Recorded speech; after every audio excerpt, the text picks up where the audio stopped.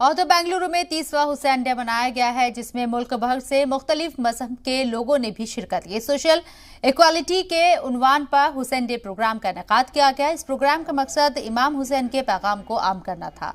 वासियों की गुज़िश्ता 30 सालों से इस प्रोग्राम को मुनक्किद किया जा रहा है। इस प्रोग्राम को समाजी कारकुन आगा सुल्तान की जानिब से 30 सालों से मुनक्किद किया जा रहा है।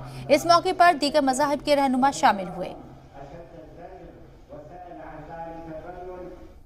नॉन वायलेंस प्रैक्टिस करें, सब्र, और हमारे हिंदू भाई क्रिश्चियन बुद्धिस्ट सिख के साथ मिलकर इस्लाम का सही मैसेज पेश करें। What is Islam, what is the meaning of Islam, और रसूल खुदा सल्लल्लाहु अलैहि वसल्लम का पैगाम सही तरीके से पेश करें, और अहले बैत और इमाम हुसैन इस्लाम का पैगाम उन तक पेश करें। तो ये जो हिंदू मुस्लिम की जो नफरतें आजकल बढ़ रही हैं हिंदुस्तान में, उसको मिटा सकते। इंसान को बेदार तो हो लेने दो, हर कौम पुकारेगी हमारे हैं हुसैन, और उसका जीता जागता ये सबूत है। इंटेलेक्चुअल्स,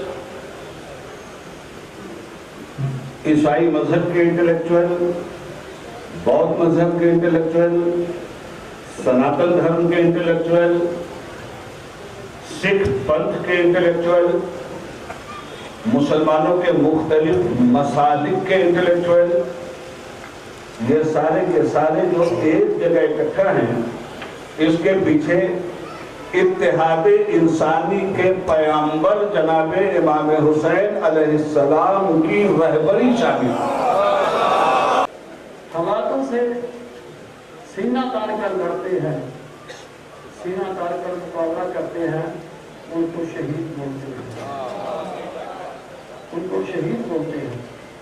तो आपने श्रवण किया है जो इमाम हुसैन के बारे में कि जब पहले दुश्मन के पास पानी था, जब उनके कब्जे में पानी आ गया तो उनको जो इमाम जो उनके साथी थे उन्होंने बोला कि उनके दुश्मन को पानी नहीं देना, लेकिन इमाम साहब ने ये बोला नहीं, पानी पे सभी का हक है।